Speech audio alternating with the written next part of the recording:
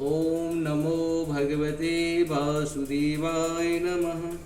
ओम नमो भगवते वासुदेवाय नमः। ओम नमो भगवते वासुदेवाय नमः। ओम नमो भगवते वासुदेवाय।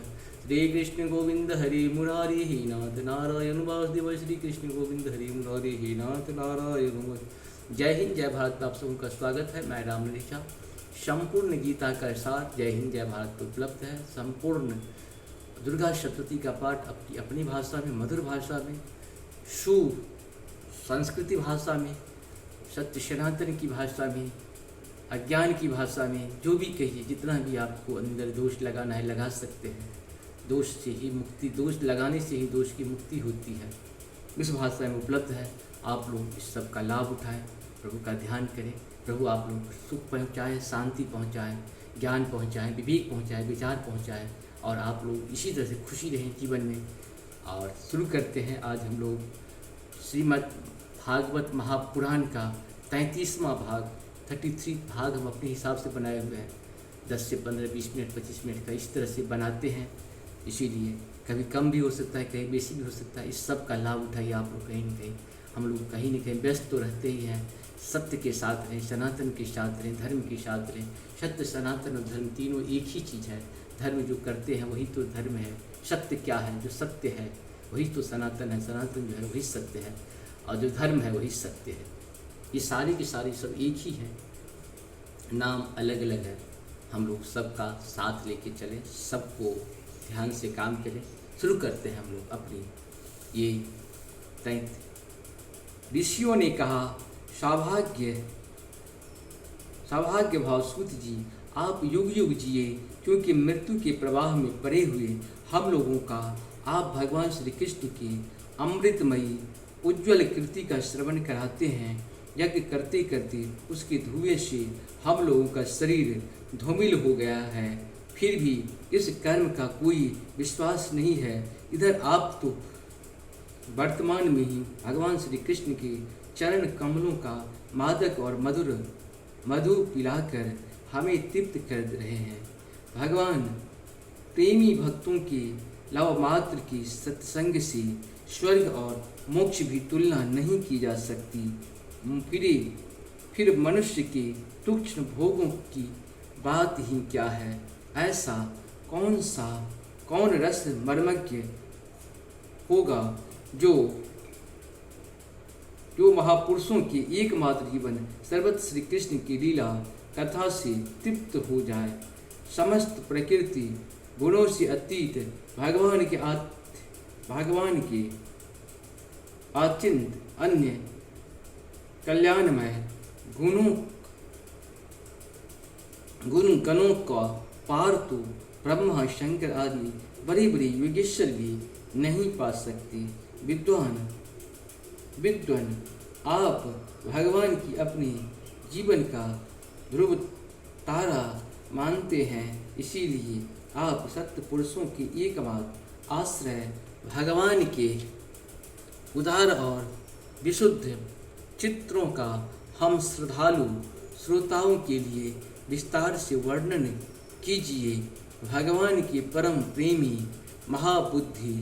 महाबुद्धि परीक्षित ने श्री सुखदेव जी के उपदेश किए हुए जिस ज्ञान से मोक्ष स्वरूप भगवान के चरण कमलों को प्राप्त किया, आप कृपा करके उसी ज्ञान और परीक्षित के परम पवित्र उपाख्यान का वर्णन कीजिए, क्योंकि उसमें कोई बात छिपाकर नहीं कही गई होगी और भगवत प्रेमी की अद्भुत योगनिष्ठ का निरूपण किया गया होगा। इसमें पद पद पर भगवान के श्री कृष्ण की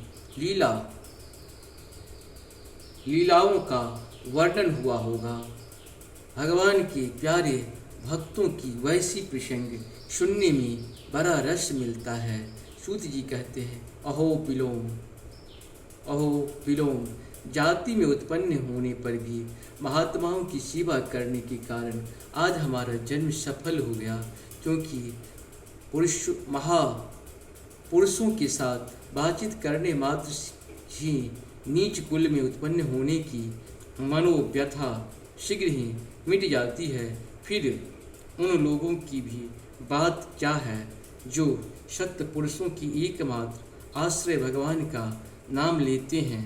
भगवान की भक्ति अनंत है, वे स्वयं अनंत हैं। वास्तव में उनके गुणों का अनंतता के कारण ही उन्हें अनंत कहा गया है। भगवान की गुणों की समता भी जब कोई नहीं कर सकता, तब उनसे बढ़कर तो कोई हो ही कैसे सकता है। उसके गुणों का यह विशेषता समझाने के लिए इतना कह देना ही पर्याप्त है कि लक्ष्मी जी अपने को प्राप्त करने की इच्छा से प्रार्थना करने वाले ब्रह्मादि देवता को छोड़कर भगवान के न चाहने पर भी उनके चरण कमलों की रज का ही सेवन करती है। ब्रह्मा जी ने भगवान के चरणों का प्रक्षालन करने के लिए जो जल समर्पित किया था, वही उनके चरण नखों से निकलकर गंगा जी के रूप में प्रवाहित हुआ। यह जल महादेव जी के सारे जगत को पवित्र करता है। महादेव जी सहित सारे जगत को पवित्र करता है। ऐसी अवस्था में त्रिभुवन में श्री कृष्ण की अतिरिक्त भगवान शब्द का दूसरा और कोई अर्थ नहीं हो सकता। क्या अर्थ हो सकता है? जिनके प्रेम को प्राप्त करके धीर पुरुष बिना किसी हिचक के देह गेह आदि की दृढ़ आसक्ति को छोड़ देते हैं और इस अंतिम परमहंस आश्रम को स्वीकार करते हैं, जिसमें किसी को कष्ट न पहुंचना और सब ओर से उपशांत हो जाना ही स्वधर्म होता है। सूर्य के समान प्रकाशमान महात्माओं, आप लोगों ने मुझसे जो कुछ पूछा है वह मैं अपनी समझ के अनुसार सुनाता हूँ। जैसे पक्षी अपनी शक्ति के अनुसार आकाश में उड़ते हैं, वैसे ही विद्वान लोग भी अपनी अपनी बुद्धि के अनुसार ही श्री कृष्ण की लीला का वर्णन करते हैं। एक दिन राजा परीक्षित धनुष लेकर वन में शिकार खेलने गए थे। हरिणों के पीछे दौड़ते दौड़ते वे थक गए और उन्हें बड़े जोर से भूख और प्यास लगी। जब कहीं उनके कोई जलाशय नहीं मिला, तब वे पास के एक ऋषि के आश्रम में घुस गए। उन्होंने देखा कि वहाँ आंखें बंद करके शांत भाव से एक मुनि आसन पर बैठे हुए हैं। इंद्रिय प्राण मन और बुद्धि के निरुद्ध हो जाने से वे संसार से ऊपर उठ गए थे। जागृत स्वप्न सुषुप्ति तीनों अवस्थाओं से रहित निर्विकार स्वरूप तुरीय पद में वे स्थित थे। उनका शरीर बिखरी हुई जटाओं से क्या और कृष्ण मृग चर्म से ढका हुआ था। राजा परीक्षित ने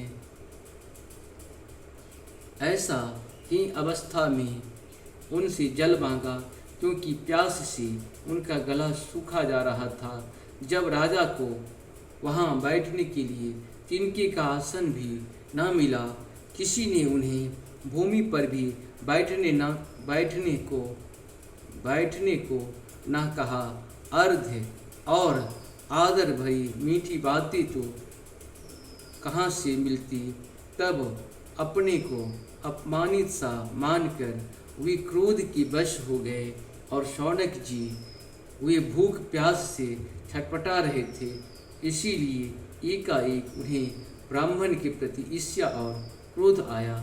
उनके जीवन में इस प्रकार का यह पहला ही अवसर था।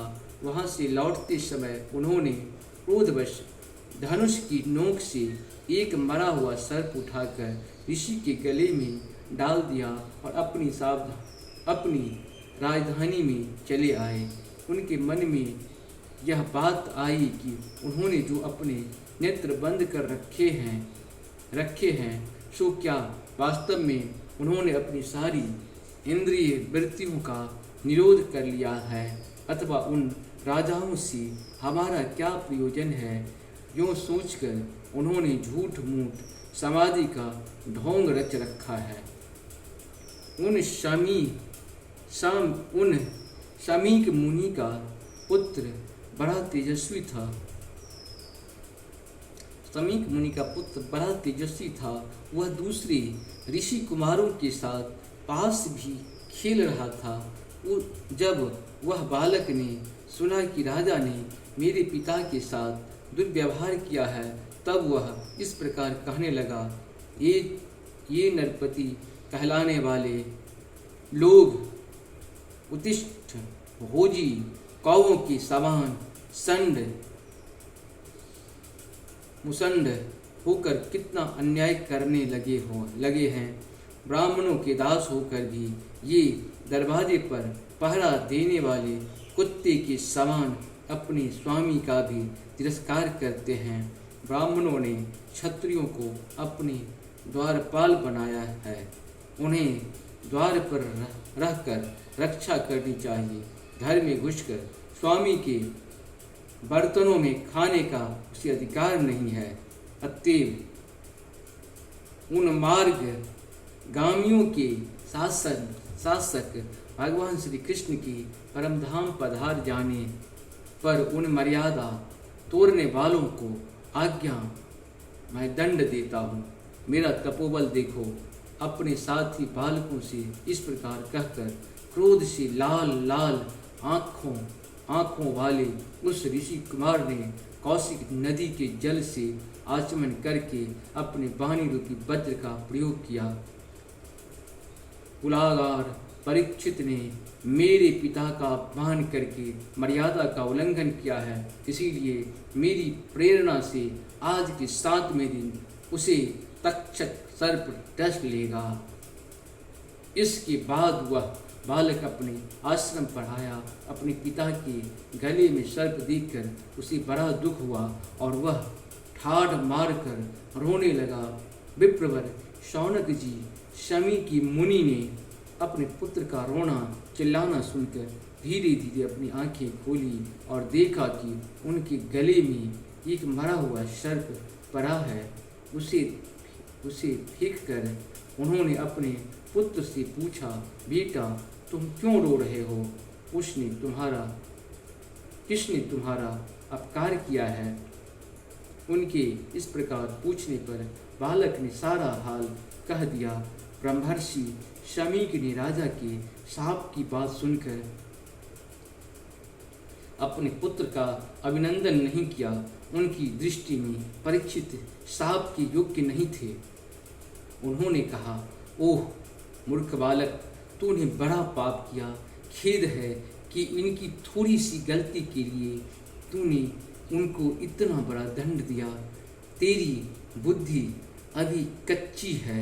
तुझे भगवत स्वरूप राजा को साधारण मनुष्य के समान नहीं समझना चाहिए, क्योंकि राजा की दुस्सह तेज से सुरक्षित और निर्भय रहकर ही प्रजा अपना कल्याण संपादन करती है। जिस समय राजा रूप धारण जब राजा का रूप धारण करके भगवान पृथ्वी पर नहीं दिखाई देंगे, उस समय चोर बढ़ जाएगा और आरक्षित भेड़ों के समान एक क्षण में ही लोगों का नाश हो जाएगा। राजा के नष्ट हो जाने पर धन आदि चुराने वाले चोर जो पाप करेंगे, उसके साथ हमारा कोई संबंध न होने पर भी वह हम पर भी लागू होगा, क्योंकि राजा न रहने पर लुटेरे बढ़ जाते हैं और वे आपस में मार पीट गाली गलौज करते हैं। साथ ही पशु, स्त्री और धन संपत्ति भी लूट लेते हैं। उस समय मनुष्यों का वर्णाश्रम श्रमाचार युक्त वर्णाश्रम चार युक्त वैदिक आर्य धर्म लुप्त हो जाता है। अर्थ, लोभ और काम वासना की विवश होकर लोग कुत्तों और बंदरों के समान वर्ण संकर हो जाते हैं। सम्राट परीक्षित तो बड़े ही यशस्वी और धर्म धुरंधर हैं। उन्होंने बहुत सी अश्वमेध यज्ञ किए हैं और वे भगवान के परम प्यारे भक्त हैं। वे ही राजर्षि भूख प्यास से व्याकुल होकर हमारे आश्रम पे आए थे। वे साप के योग्य कदापि नहीं हैं। इस नासमझ बालक ने हमारे निष्पाप सेवक राजा का अपराध किया है। सर्वात्मा भगवान कृपा करके उसे क्षमा करे। भगवान ने भक्तों में भी बदला लेने की शक्ति होती है, परंतु वे दूसरों के द्वारा किए हुए अपमान, धोखेबाजी, गाली गलौज, आक्षेप और मारपीट का कोई बदला नहीं लेते। महामुनि शमी को पुत्र के अपराध पर बड़ा पश्चाताप हुआ। राजा परीक्षित ने जो उनका अपमान किया था उस पर तो उन्होंने ध्यान ही नहीं दिया।